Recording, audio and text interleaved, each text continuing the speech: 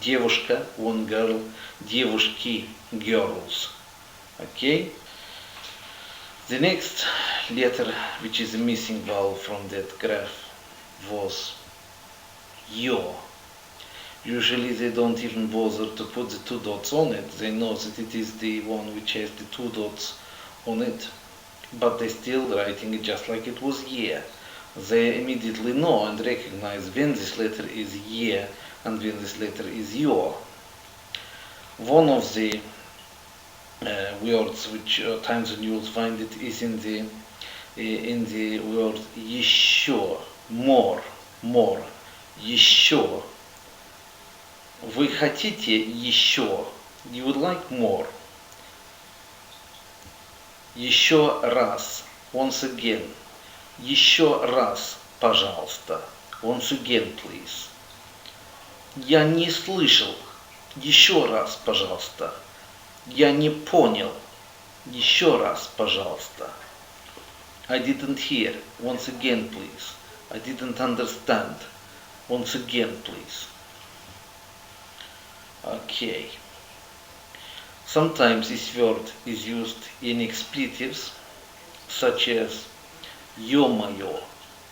Ё-моё is like goodness gracious. You know, you are very distressed at something, so you might outburst ё-моё.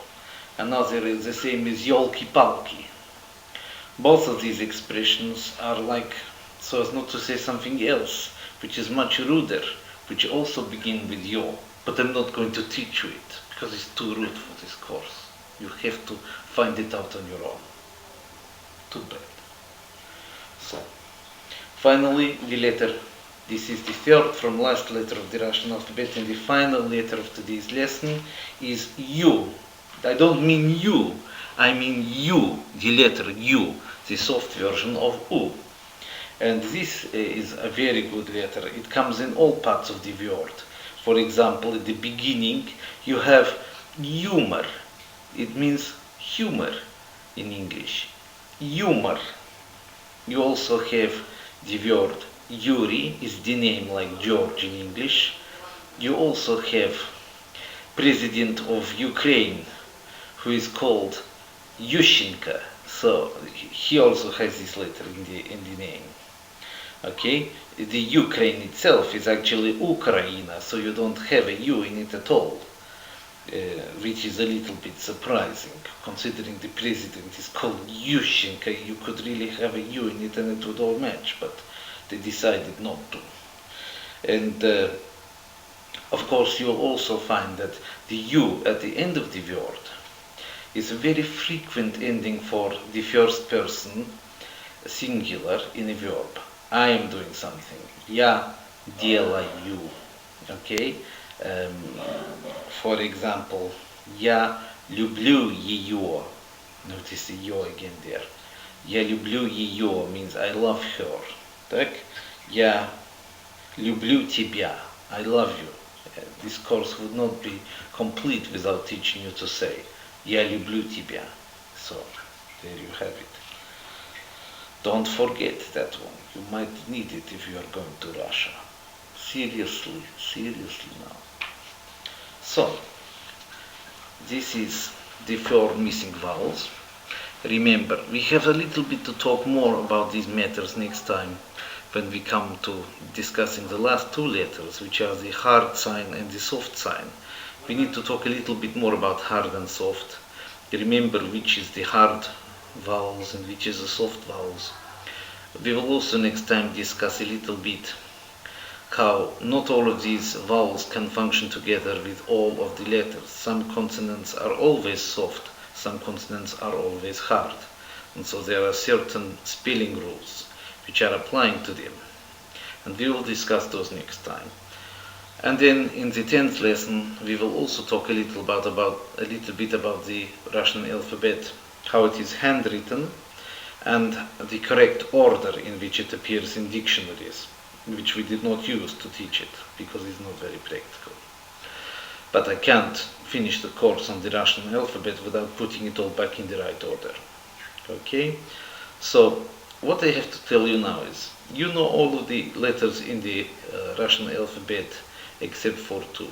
And the ones that you know are in fact enough for you to practice now by transliterating the words of English or any other language into Russian. Just encode them in there and either get a friend to read them back to you or read them yourself after a couple of days of writing them to make sure you can also read them after you will have forgotten what you've written. Okay? Just don't bother if you don't have enough words of Russian yet. You can just use the Cyrillic alphabet to encode even words of any language, roughly. Obviously you have to write Z instead of that for English because we don't have a TH.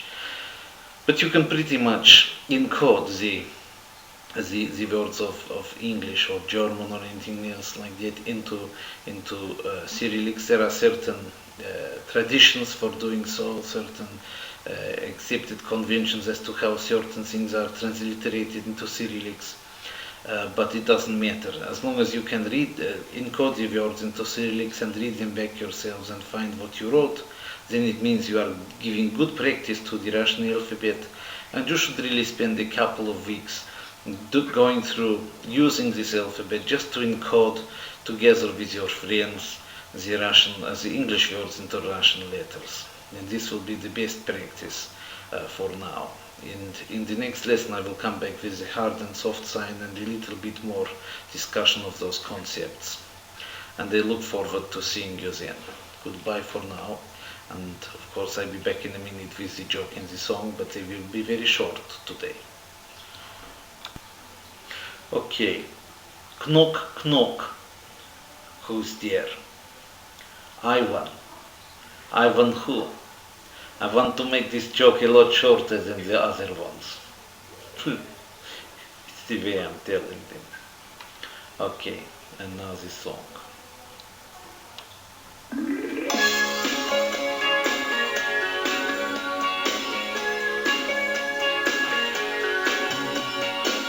It's been around for such a long time now, Cyrillic alphabet, but people don't know how.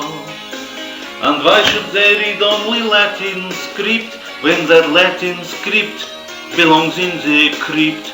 So I don't listen to the girls who say that it's bad for me and I should turn it away, 'cause they don't know about Russian and they never heard of Pushkin. I get the feeling when I speak that tongue that it could end in tears, but at least it's fun. They say I'm crazy, but I just don't care, and if we keep on talking Russian, we'll get there, so I don't mind if they don't understand. Got my eyes wide open and I see the land, and they don't know about Russian, and they never heard of Pushkin. Why should it matter to us if they don't approve? We should just take our chances as they've got nothing to lose, baby. See, is it Russia here? That's what you're looking at.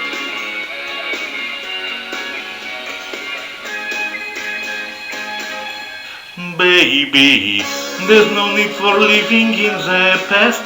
Now you find good language, get your study to last.